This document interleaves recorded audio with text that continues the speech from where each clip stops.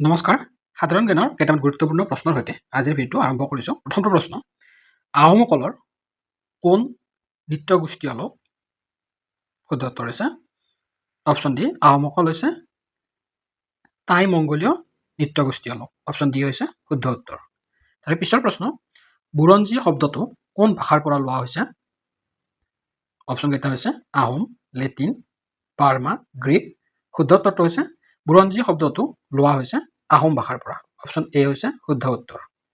Next question, আহোমসকলে অসমত কিমান বছৰ ৰাজত্ব কৰিছিল? Option A 650, option B 600, option C 660, option D 600, দুটাকে অপশ্যন আছে। শুদ্ধ উত্তৰটো হৈছে আহোমসকলে অসমত শাসন কৰিছিল 600 বছৰ। অপশ্যন বি বা ডি শুদ্ধ উত্তৰ। আহোমৰ শেষ স্বাধীন ৰজাজনৰ নাম কি? জয়ধ্বজ সিংহ, পুৰন্দৰ সিংহ, চন্দ্ৰকান্ত, ৰুদ্ৰসিংহ। শুদ্ধ উত্তৰ হৈছে আহোমসকলৰ শেষ স্বাধীন ৰজাজনৰ নাম হৈছে অপশ্যন বি পুৰন্দৰ সিংহ। তাৰ পিছৰ প্ৰশ্ন, কোন স্বৰ্গদেউ প্ৰথম হিন্দু ধৰ্ম গ্ৰহণ কৰিছিল? কোনগৰাকী স্বৰ্গদেৱে প্ৰথম হিন্দু ধৰ্ম গ্ৰহণ কৰিছিল? শুদ্ধ উত্তৰ হৈছে অপশ্যন এ জয়ধ্বজ সিংহ। জয়ধ্বজ সিংহই পোনপ্ৰথমে হিন্দু ধৰ্ম গ্ৰহণ কৰা আহোম ৰজা। তাৰে পিছৰ প্ৰশ্ন, অসমীয়া ভাষাত বুৰঞ্জী লিখোঁতা প্ৰথম স্বৰ্গদেউগৰাকীৰ নাম কি আছিল? উত্তৰ হৈছে অপশ্যন চি, লক্ষ্মী সিংহই প্ৰথম অসমীয়া ভাষাত বুৰঞ্জী লিখিছিল বা তেওঁৰ সময়ত লিখা হৈছিল।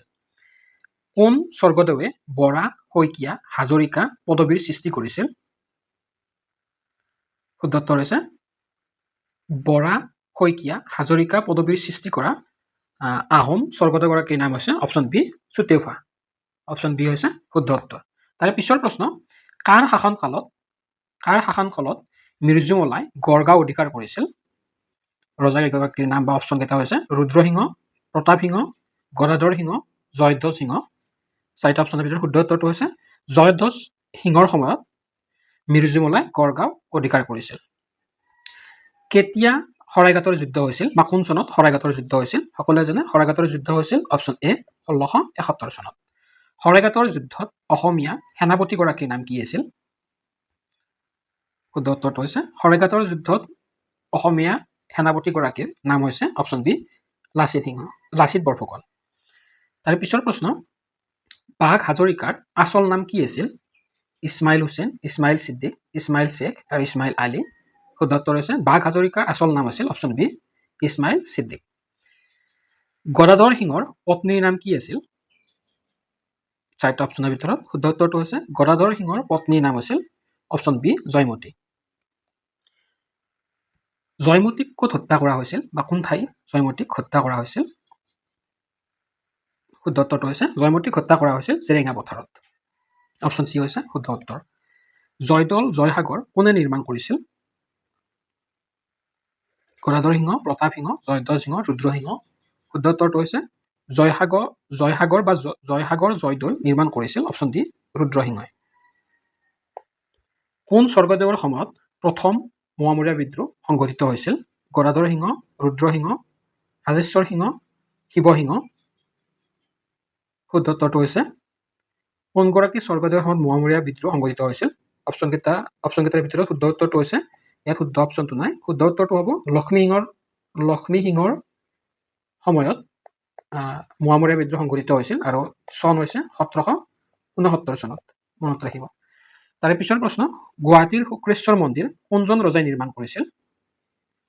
শুদ্ধ উত্তৰ হৈছে গুৱাহাটীৰ শুক্ৰেশ্বৰ মন্দিৰ নিৰ্মাণ কৰিছিল অপশ্যন চি ৰাজেশ্বৰ সিংহই। মানে কেইবাৰ অসম আক্ৰমণ কৰিছিল?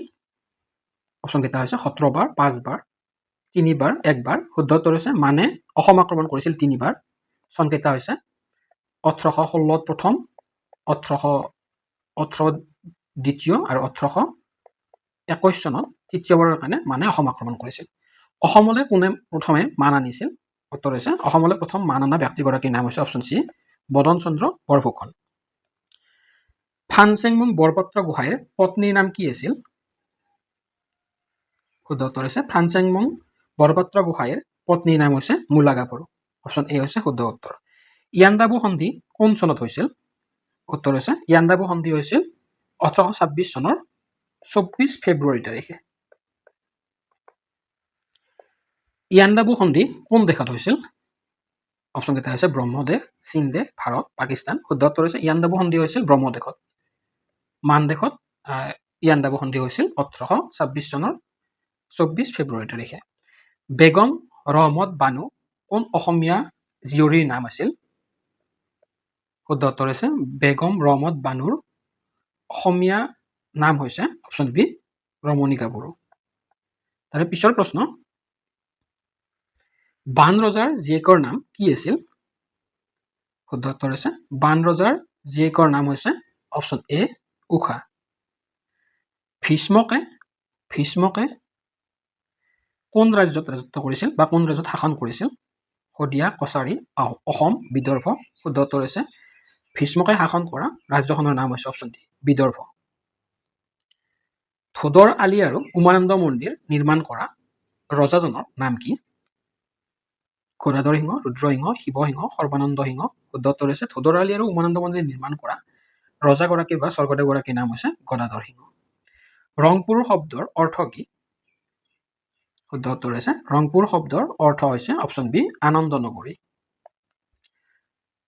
ইটাখুলিৰ ৰণ কোন চনত হৈছিল 1680 1869 1682 1684 শুদ্ধ উত্তৰ হৈছে ইটাখুলিৰ ৰণ সংঘটিত হৈছিল অপশ্যন চি 1682 চনত শৰাইঘাটৰ ৰণত মোগলৰ সেনাপতি কোন আছিল চাৰিটা অপশ্যনৰ ভিতৰত শুদ্ধ উত্তৰটো হৈছে শৰাইঘাটৰ ৰণত মোগলৰ সেনাপতি আছিল অপশ্যন বি ৰামসিংহ তাৰিখ ই আছাম বা ফাটিয়া ই বিয়া নামৰ গ্ৰন্থখনৰ ৰচক কোন মিৰ জুমলা ফিৰদৌছী চিয়াবুদ্দিন তালিচ এটাও নহয় শুদ্ধ উত্তৰ হৈছে তাৰিখ ই আছাম বা ফাটিয়া ই বিয়া নামৰ গ্ৰন্থখনৰ ৰচক হৈছে অপশ্যন চি চিয়াবুদ্দিন তালিচ পোনপ্ৰথমে ৰংপুৰত কোনে বৰ ৰজাৰ পঢ়াশালী স্থাপন কৰিছিল উষা জয়মতী মূলা গাভৰু আৰু ফুলেশ্বৰী শুদ্ধ উত্তৰ হৈছে পোনপ্ৰথমে ৰংপুৰত বৰ ৰজাৰ পঢ়াশালী স্থাপন কৰা ৰাণীগৰাকীৰ নাম হৈছে অপশ্যন ডি ফুলেশ্বৰী